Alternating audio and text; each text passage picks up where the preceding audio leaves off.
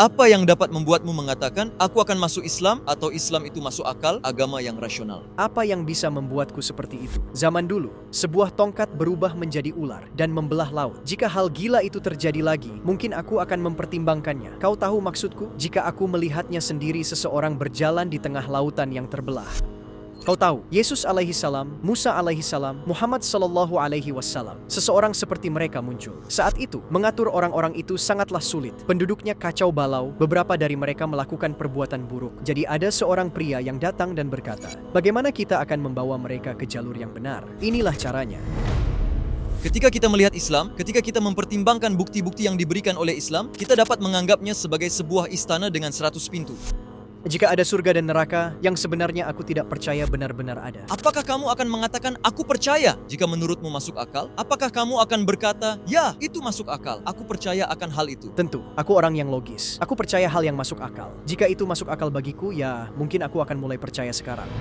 Apakah kamu keberatan jika aku memposting ini di YouTube? Tidak, posting saja. Silakan. Kami mencoba melakukan wawancara tentang kepercayaan. Apakah kamu memiliki kepercayaan? Tidak, aku tidak percaya pada apapun. Aku seorang deist, tapi aku percaya pada Allah. Jadi apa yang membuatmu menjadi seorang deis? Apakah kamu terlahir sebagai seorang muslim? Tidak, sejak lahir aku bukanlah seorang muslim. Itu tidak masuk akal bagiku, jujur saja. Nah, apakah kamu pernah mencari tahu, misalnya Islam atau kepercayaan lain? Aku tidak mencari tahu. Tidak mencari tahu sendiri, tapi orang-orang yang menceritakannya. Aku hidup bertetangga. Ada masjid tepat di sebelah rumah kami. Sebagian besar keluarga memiliki anak yang mengikuti kursus mengaji. Teman-teman kami. Pada dasarnya, ini adalah perbincangan lama yang sangat familiar. Tapi bagiku, itu tidak pernah masuk akal. Apa yang dapat membuatmu berkata, aku akan masuk Islam atau Islam itu masuk akal, agama yang rasional? Apa yang bisa membuatku seperti itu? Sesuatu yang luar biasa harus terjadi. Aku tidak tahu. Seperti kita perlu melihat kepingan salju merah muda berjatuhan atau semacamnya. Jika tidak, aku tidak akan percaya. Harus ada sesuatu yang luar biasa hingga orang ingin memfilmkan hal tersebut.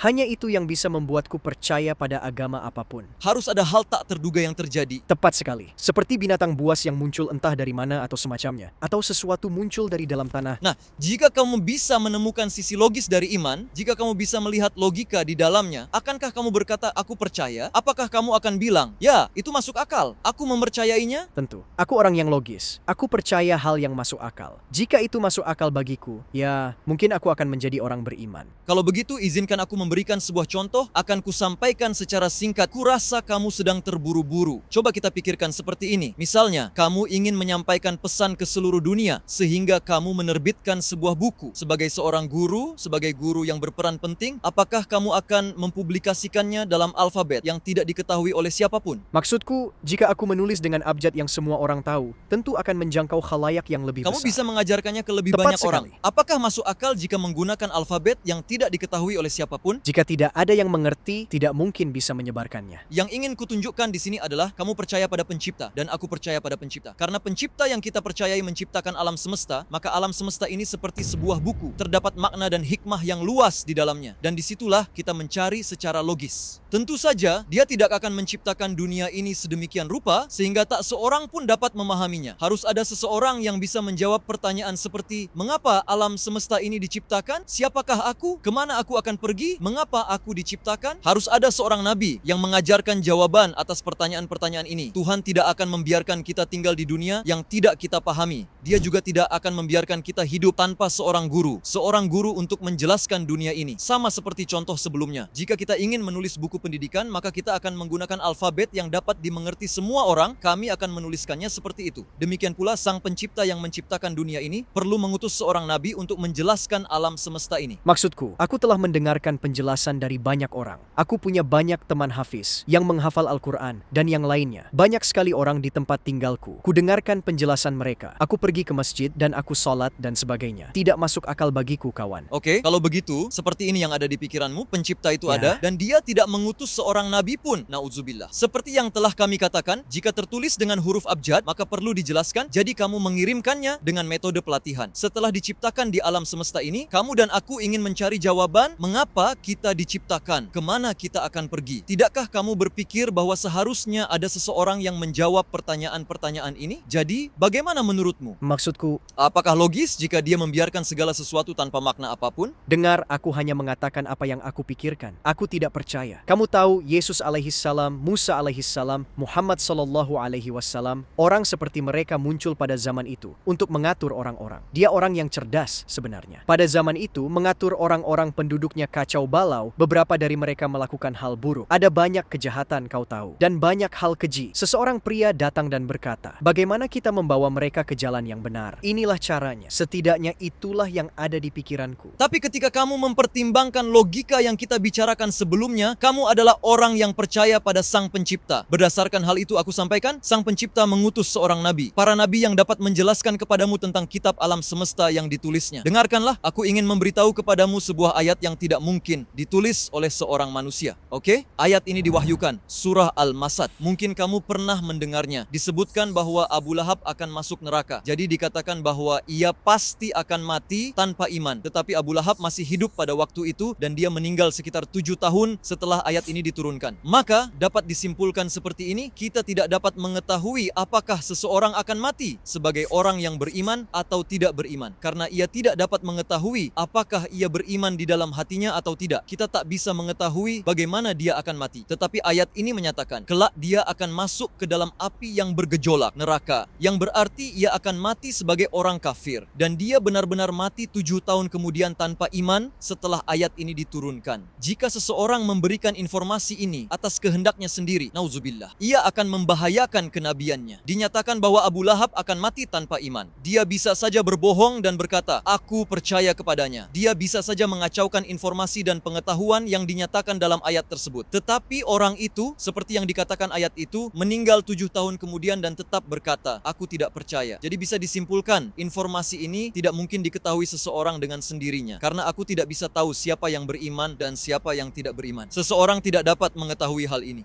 Aku mengerti.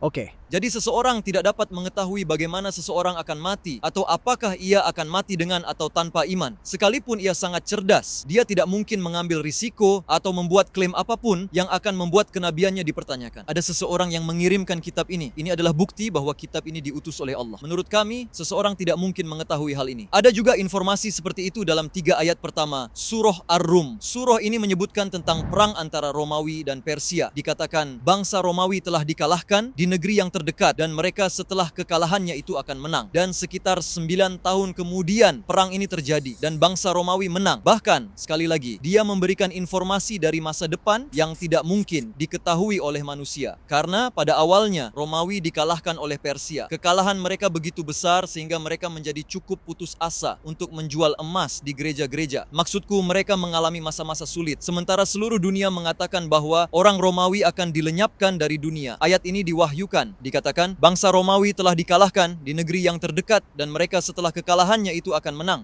9 tahun kemudian perang terjadi dan Romawi menang. Justru kebalikan dari apa yang diasumsikan semua orang. Seperti yang kubilang, seseorang tidak dapat membuat klaim ini. Dia tidak akan mempertaruhkan kenabiannya meskipun dia sangat cerdas. Tetapi di sini sekali lagi aku melihat di ayat lain bahwa Allah telah menyatakan bahwa manusia tidak dapat mengetahui hal ini. Seperti yang kami katakan di awal, jika ada buku, jika ada abjad, semua orang perlu memahaminya karena kamu mencoba mengajarkan sesuatu. Kemudian dia yang menciptakan alam semesta perlu mengutus seorang nabi agar aku bisa belajar mengapa aku diciptakan. Dan ketika aku melihat kitab yang diturunkannya, Al-Quran, aku melihat dengan jelas bahwa seseorang tidak mungkin menulisnya sendiri. Zaman dulu, sebuah tongkat berubah menjadi ular dan membelah laut. Jika hal gila itu terjadi lagi, mungkin aku akan mempertimbangkannya. Kau tahu apa yang kumaksud. Jika aku melihat sendiri seseorang berjalan di tengah lautan yang terbelah, hal seperti itu. Jika terjadi, aku pasti akan mempertimbangkannya. Jika aku melihat Bahtera Nuh atau semacamnya, jika sesuatu seperti itu terjadi, oke. Maksudku tentu saja, aku menghargai teman-temanku yang percaya pada agama apapun itu. Tentu saja aku menghormati semua teman dan orang yang benar-benar hidup sebagai orang yang baik dan percaya dengan tulus bukan hanya untuk pertunjukan atau memalsukan keyakinan mereka. Tapi bagiku, hanya ada orang baik dan orang jahat. Itulah yang penting, untuk hidup sebagai orang yang baik. Jika ada surga dan neraka yang aku juga tidak yakin benar-benar ada. Jika benar-benar ada, Iya, aku mencoba menjalani hidup sebagai orang baik sebisa mungkin. Akan tetapi, aku tidak mengklaim bahwa aku adalah orang yang baik. Bukankah lebih baik jika kita melakukan ini? Mari kita bayangkan sebuah istana dengan 100